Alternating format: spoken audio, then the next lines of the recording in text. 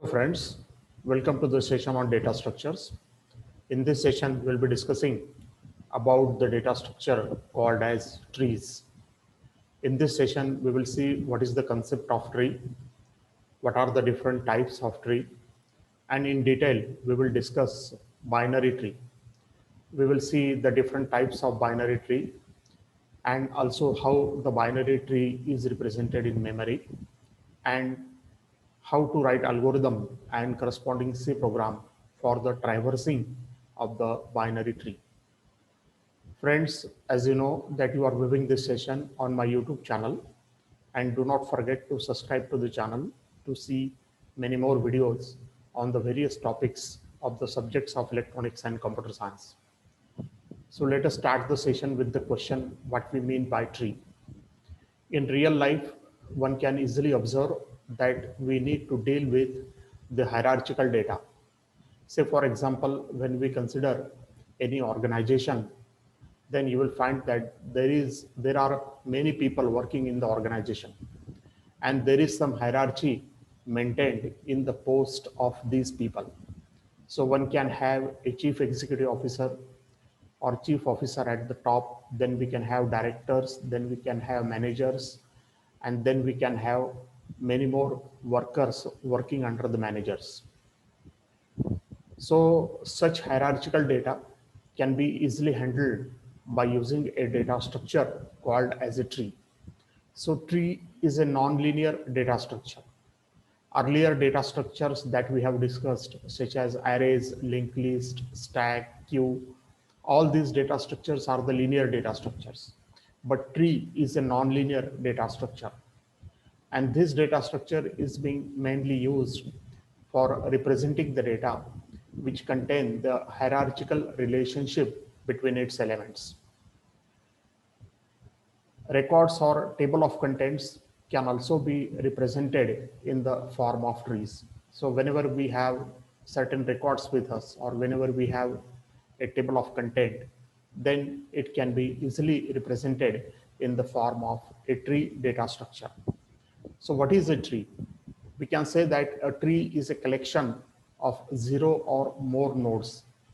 And out of these nodes, one node is to be called as a root, and this tree can have either 0 or 1 or more subtrees.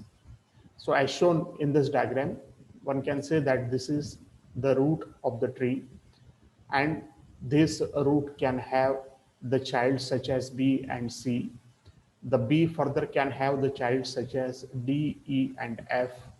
So one can say that this is a subtree, and this can be called as a parent node, this can be called as a child node.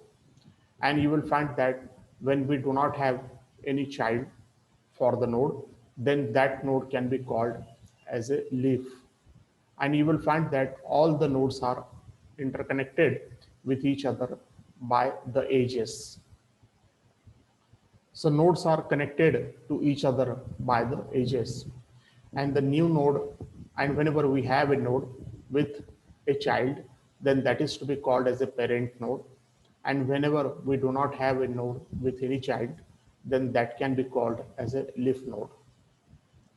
And a tree can contain the different subtrees. So subtree is just nothing but a part of the tree. So there can be different types of trees. Say, for example, we can have a general tree. We can have a collection of trees called as forest. We can have a binary tree. We can have a binary search tree. And also it is possible to draw the expression tree. So you will find that there are different levels that are being associated with the tree. You can call this level as level 0, then we can have level 1, then we can have level 2, and then we can have level 3. It is also called as the height of the tree. Now, as far as this session is concerned, we are going to discuss about the binary tree.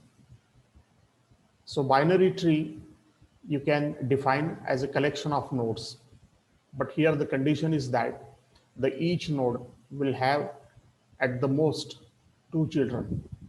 So it is not possible that in binary tree you can have three children for a node.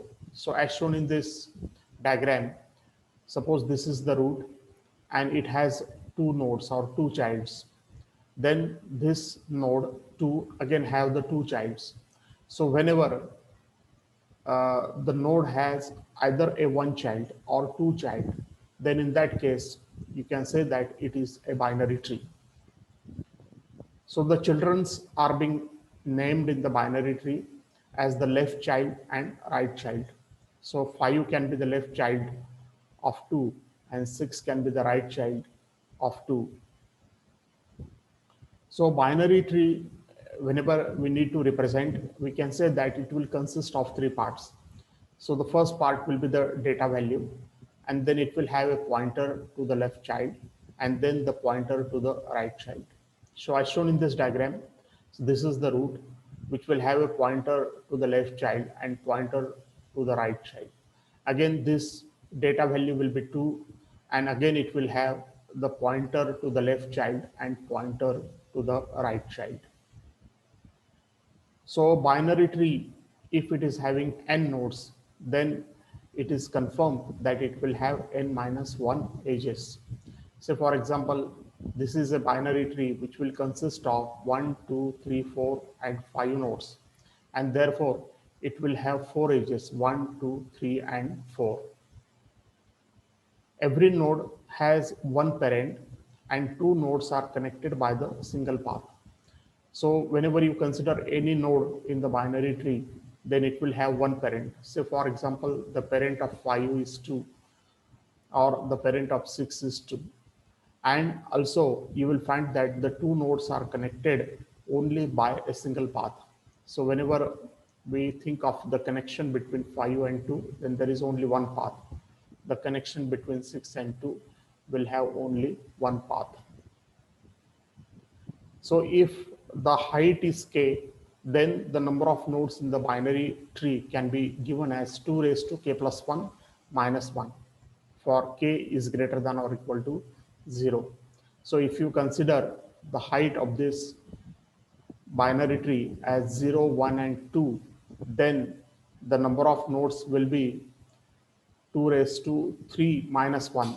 That is, at the most, we can have 7 nodes for this binary tree. It is also possible that whenever we write any algebraic expression or mathematical expression, then this mathematical expression can be represented by a binary tree. Binary tree can be easily represented in the memory. And whenever we want to represent any binary tree in the memory, then we need to make the use of either a linked list or we can make the use of array to represent the binary tree in the memory. So let us understand how the binary tree can be represented in memory. Suppose this is the root of which the data value is a, then it will have the two pointers which will point to the left child and right child. So by using a data value, then the left pointer and right pointer, we can represent the binary tree by making the use of the linked list. So whenever the binary tree is represented by a linked list, then the linked list will be basically a collection of nodes. And every node will consist of the data, the left pointer and the right pointer. So left pointer will point to the left child and the right pointer will point to the right child. So left pointer will hold the address of the left child and the right pointer will hold the address of the right child. So if any subtree of a node is empty, then the corresponding pointer of the node will hold a null value. Say for example, if there is no right child for this node, then the pointer will hold a null value indicated by the cross sign. A binary tree can also be represented by an array. Say for example, we have a binary tree of which the root is having the value 1, then the second node has value 2, the right node has value 3, and then again the next node has a value 4, and 6 and 7 are the nodes of the data value 3. Now, whenever we want to represent such binary tree in array form, then it can be represented as shown in this diagram. So the root is being represented with value 1 with the index 0.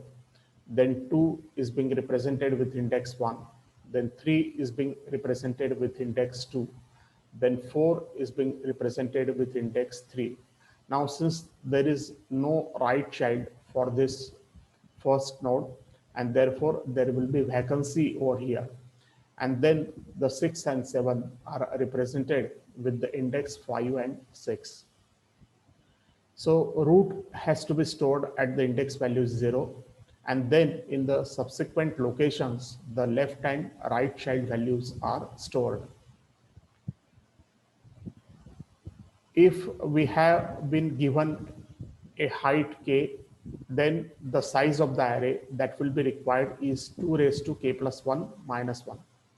So we need to calculate the height of the binary tree, and accordingly the array must be declared so that that much space is being reserved for storing the elements of the binary tree.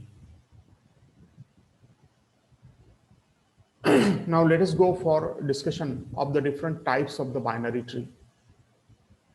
There are 5 types of the binary tree. The first type of the binary tree is being called as a full binary tree. In the full binary tree, every node will have either a 0 children or it will have a 2 children. So it will not have any 1 children. So for example, the diagram shown over here is a full binary tree. Another type of the binary tree is a complete binary tree where all the levels are completely filled except the last level. In last level, all the nodes must be left as far as possible. So this is a complete binary tree where a node can have a single child, but it is being represented at the left side. Then we have a perfect binary tree. The perfect binary tree is a tree where all internal nodes has 2 children and all leaves are at the same level. So for example, this is a perfect binary tree where all internal nodes are having the 2 children and all leaves are at the same level. Then we have a balanced binary tree where both right and left subtree differ by 1 level. So height of such tree is of the order of log n. Say for example, the red black tree can be an example of the balanced binary tree. So here one can easily observe that the difference between the left and right subtree will be of 1 level. There is another type of the binary tree, and this tree is being called as the degenerate binary tree, where every internal only has 1 child. Say for example, as shown in this diagram, one can easily observe that every internal node has only 1 child, and such a tree is being called as a degenerate binary tree. Now let us understand the traversing operation of the binary tree. Traversing operation is just nothing but visiting each and every element of the binary tree. And this operation is being called as a traversing operation. As far as the traversing operation of the binary tree is concerned, we can perform the traversing operation by 3 ways. The first way is called as pre-order, the second way is called as post-order, and the third way is called as in-order.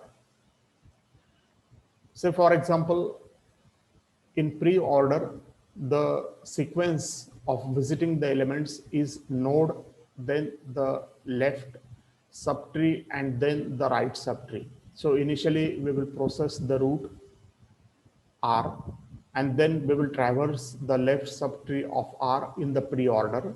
That is, we will call the same function for the left subtree, pre-order for left subtree. And then we will traverse the right subtree in the pre-order. So we will call the function pre-order right subtree. Say for example, we have been given a binary tree, and as far as the pre-order visiting or traversing of this binary tree is concerned, the sequence of visiting will be 1, then 2, then 4, then 3, then 5, then 7, then 8, and then 6. So this is the sequence in which we can visit each and every element of the binary tree, and that is to be called as a pre-order. In order, the sequence is the left subtree, then the node, and then the right subtree.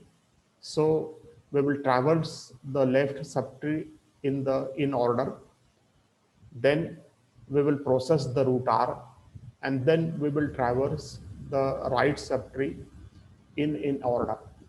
So for this example, the in order sequence will be 4, then 2, then 1, and then we will move to 7, then 5, then 8, then 3, and then finally the 6. So this is the in order sequence of visiting each and every element of the binary tree.